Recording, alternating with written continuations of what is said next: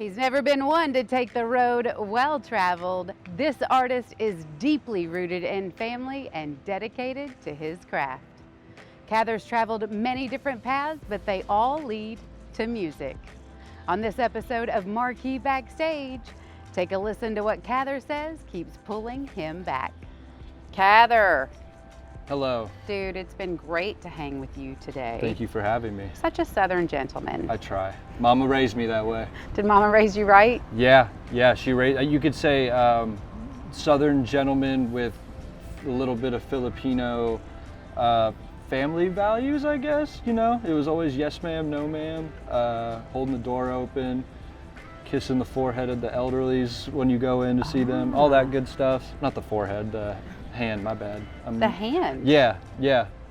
Like, or you take the hand to the forehead, that's it, I remember now. Yeah. So that's the culture. Yep, to respect your elders in the Filipino world. Do you have a time frame? Like you've got to do that within so many minutes of being in their presence? Or if you forget, can you come back and go, oh, sorry, I've Grandma? done that. Yeah, no, I've done that like every time I'm there pretty much. Yeah, no, when you go in, you greet them first, you know, let them know you're there, say hello, and tap the hand to the forehead, and then, yeah. I have had to go back multiple times and be like, I didn't see you over there. So do you travel to the Philippines to see family, or is most of your family in the U.S. now? U.S. Okay. They all migrated. My mom migrated here when she was about 4 or 5 from Manila. And then her great-grandparents, I believe, had like 9 or 10 children. And then they had like 8 children or something like that. So the family's massive. And then a lot of them are still in the Philippines, but most of them live in Houston. And then I was gonna go to the Philippines. Can I talk about COVID? Yeah. Yeah, it was like July. We were gonna go to the Philippines for a family reunion, and then COVID happened. But it is what it is. So now everybody's separated just temporarily. Yeah, for the time being, but it's all good. So is any of your family, the American side or the Filipino side, musical? Yeah, actually my Filipino side, I have a cousin, last name's Musico, and they all play instruments, guitar, piano. At all the family events, they always pull out the instruments and start jamming. It's a really good time. Yeah, they're pretty musical. And then the rest of my family just loves to listen to music, you know. My dad likes some good old rock type stuff. He's a big Kiss fan. My mom likes anything with a beat. She likes 50 Cent, pop music. Yeah, just anything. Black Eyed Peas. She loves the Black Eyed Peas. So she likes to jam. She likes to jam. Like, she let me listen to the fun stuff when I was a kid. So, right. Yeah. So what's your first memory of riding in the car with Mom and you were like, hey, turn this up? Oh my gosh. There's a lot. Like, there was listening to like Styx. Like, that was fun. Like, she'd crank that up. Dixie Chicks. Wow. Yeah. I'm going totally off like in a different direction now, but like Dixie Chicks was big. We'd blare that. 50 Cent. The Now That's What I Call Music. You remember those? Like yes. Now That's What I Call Music. 12. The Yeah. compilation. So like Nelly. Oh my gosh. Yeah. So just stuff like that, all around there. Yeah. So when did you start performing for Mom? Because it probably was in the car where you were showing off your talent. Like, dude, I learned this song. My sister and I had like a Dixie Chicks performance we would do in the car. It was for a traveling soldier. Yeah, we had like a routine for it. But I wasn't really like that. I would just jam out all the time. But I don't like remember like a specific like time in the car. But I remember like my first time doing an open mic and like freaking out because I'm like 22 maybe, and I'm getting home from college, and I'd already told my mom like freshman year of college, like, I want to rap and make beats and do this stuff, and she was like, oh my god, okay, what did I do wrong with my son? Yeah, whatever. But then I shouldn't have played 50 Cent. Yeah, right. No more Eminem. But I did an open mic in Franklin, and I was nervous about that because it's Williamson County, and I was like, you know, there's been no hip hop acts or whatever. Like, I feel older a little bit than everyone, but it went really well and everyone loved it. And like, that's like the first performance I can remember being like, this is awesome. Like, so what made you do that? What made you step out on your own? Because so you've gone through high school, you've gone into college, and you're thinking, hey, I'm going to do this for myself. Yeah. I don't know. It took a while. Like, you know, started writing for fun at like a young age, just kind of, you know, playing around. Like I remember having like the iToy for the PlayStation, and I recorded to like an Eminem song and like performed it to the iToy and watched it back and thought it was like the coolest thing.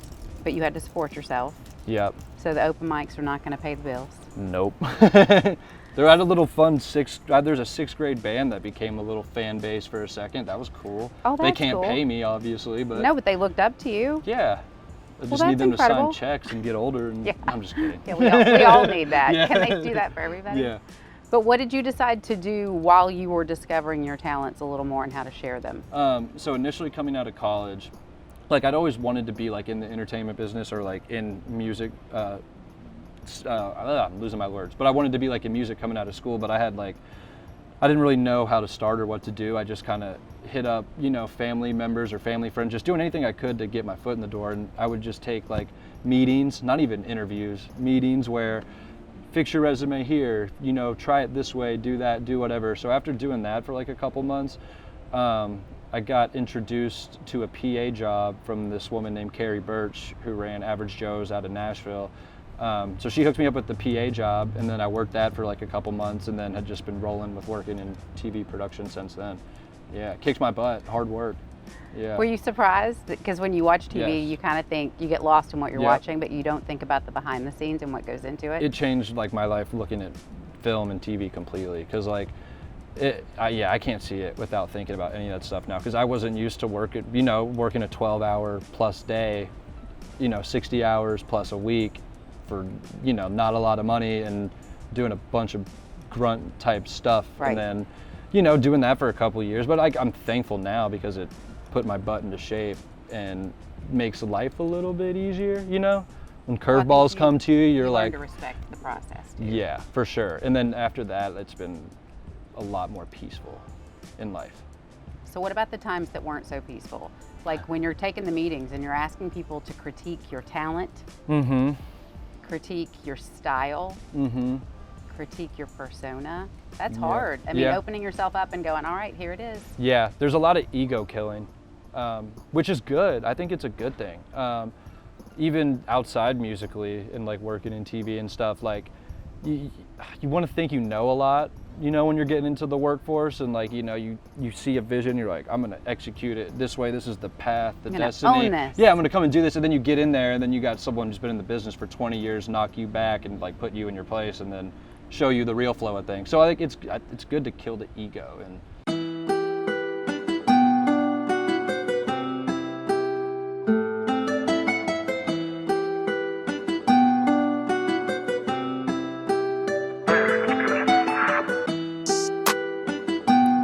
Check.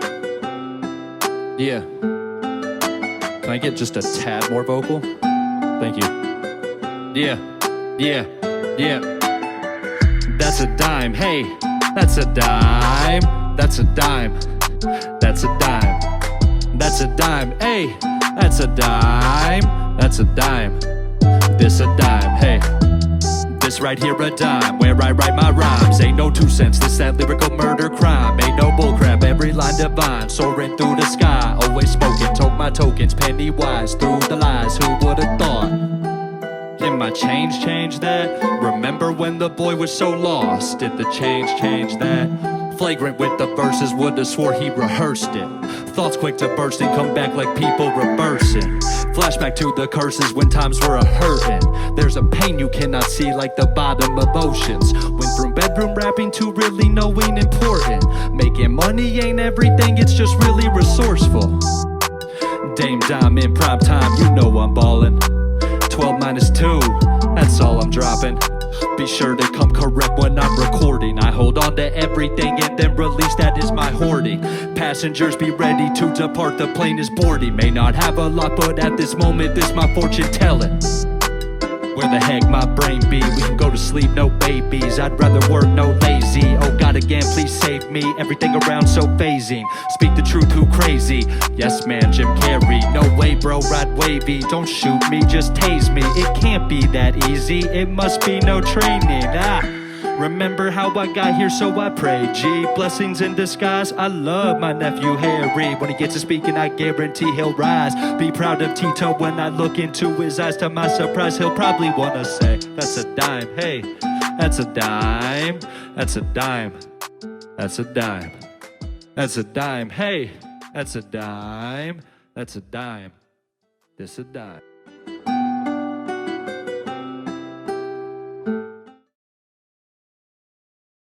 So, what about advice that you've gotten from somebody that you've worked with or a family member in your life that's really stuck with you? The piece of advice that I got from my dad all the time growing up was, and it's weird because I think it's a Bill Cosby quote, which sounds bad. Well, not back in his heyday, we can it wasn't. cut that out. It was, I don't know the key to success, but the key to failure is trying to please everybody. So that one stuck with me a lot because I definitely found, you find yourself in that a lot as just a human being. So Right. yeah, that one is the one that always sticks out. So, family's very important to you. I know that we've got a special song that we're going to perform today Yeah, about your nanny. yeah. Tell us about her. She was a sweetheart. She passed away from Alzheimer's. She had a stroke, triggered in Alzheimer's. She was like the glue to my dad's side of the family that kind of held everything together. And then, when she passed, it got rough for a little bit. But after that time, maybe, a couple of years or so, like we were able to get all back together and, we're all building the relationship stronger and whatnot. But yeah, she was a glue piece, always, like I could always go over there. She lived like 15 minutes away from me. She worked for my dad. So like, it was a family run business type thing. So I was always around her and working with her, and she came to every sporting game I ever had, just a good grandmother, a good nanny. And yeah, she was very important to all of us. Yeah. Did you learn anything about yourself when you had to deal with her passing? Yeah, that I processed things like way later than I realized. Like it all happened, and then I know it's happening and it's sad and whatnot, but like in those times, I think I'm more concerned about like everyone else and what's going on, like with my family or making sure my dad's okay or my mom's okay, all that stuff. And then like I wrote the nanny song maybe like, it could have been like 6 months later or maybe a year, and it just like all of a sudden like poured out of me. Like, you're not even thinking when you do that, like, crying while recording, like all that good stuff. Yeah. It felt good though. Well, I bet that was the greatest therapy that you'd had. Yeah, no, it was. And you can hear it a little bit in the recording too, which is cool. Not, No, but the authenticity it's authentic. of that. Yeah, Right. yeah. Did you see your dad in a different light after that? Yeah, because he didn't have like the best relationship with his dad, so his mom was like his life. Like he was raised by his mom, and he just had his sister. So when she was going, it definitely like it made me see him more vulnerable a little bit, and proud of him for how he was able to get through it. And he stayed by her the whole time she was in hospice and everything. So he's a strong dude. Yeah. So that showed you that life is not promised. Yeah. Tomorrow is not promised. Never is. It's a life that we all live, but we sometimes forget. Yeah. When I say see you later, I mean see you later. Don't know when that is. Yeah. But the fact that you can observe each family member and how they responded to that, Mm-hmm. and now gives you another perspective on your relationship with each one of them. For sure. And I'm like the oldest of all like the cousins too, and like seeing my youngest cousin lose his first, like this is like his first real close death. I remember him just walking in the hallway and just losing it completely, and I was like, oh man, yeah, he's like 14, 15 at the time, and this is his closest family member he's ever lost. So yeah, it's weird to see all that, it's definitely weird, but we all can relate to it too. So Have they heard your song? Oh yeah, they it's like the most well-received song I've ever probably written. Because I think of the authenticity of it, and my cousins like it because they feel like their story's being told through it too. They're like, this is our life, this is our story, like you nailed it on the head. It's their anthem. Yeah, they love it. And then and it was like when I first started releasing music, and then my whole family, aunts, uncles, grandparents, they were all like, oh my gosh, we didn't know you could do that, or I've cried listening to this a million times, and I'm like, oh wow, I guess I am doing something right. But isn't it great that you can utilize your talents to communicate on a much deeper level with your own family? Yeah. That you couldn't before. It feels good because it's the most honest way to like let it out and say how I'm feeling. Because I can't just go and be like, hey, I need to talk to you. We lost Nanny the other day and I'm not doing good. Like it's like that's just how I process it. That's just how it is. Yeah. It's more natural for you to do it in your own private space and then share it when you're ready. Yeah. Because like at the end of the day, like you can't take away what I wrote because I'm just like, hey, I wrote this and this is how I was feeling. You can say whatever you want, but like I feel better after doing this, and this is who I am, so whatever. Start payment in the summer heat. When we were done, Cal and I would ride Big Jake, dunking on that mini MJ goal. You made no mistake to keep us entertained, not the most well-behaved, but you had that your whole life. I'm sure Jer Bear was a mess, and he'd always tell us the story about Aunt Kaylee by the lake. Couldn't believe your redhead daughter would make that mistake, but here we are. Yeah, here we are. Yeah, you also took two that weren't your own. Mofo and Roger were probably a different sing-along. Moped Missy always out on that ride. The question was if her and my dad, never mind. Yeah, and they always warn you about Big Papa. Turns out he'd be dead if you never decided to op yourself into his life. I'm sure he'd thank you more than twice. You lived a hell of a life. You were more than a caretaker. You were a soul savior. And I speak for all the cousins when I say we miss ya. Yeah, we miss ya. You did more than this. Before bed it was sleep with the angels and the goodnight kiss. Something I'm gonna say to my children's kids. On the side note, I managed to crack your ribs. Times like this I will miss. We used to go through the scrapbook and argue over who was the bigger I won't cuss, no, not in front of you. I did enough when Papa and I were out of the room. Play that Elvis and swing your hips like the old nanny we knew. Helped us hold on to the old when we were introduced to the new you. The laughs got stronger, the memories stayed longer, and once again I think you knew what to do. It blew my mind watching you lose yours. It even took about 12 nurses to try and settle the score. That's a hell of a fight. I struggle with it every night. To keep you close, my sister had to get it tatted on her right. When times get hard, I know you'll probably say this. Don't worry, I'll be there in a hurry. Your vision may be blurry. Now I'm here if you ever feel gloomy. Crack the garage, get on the swing, and let me tell you a story. Let me tell you this story.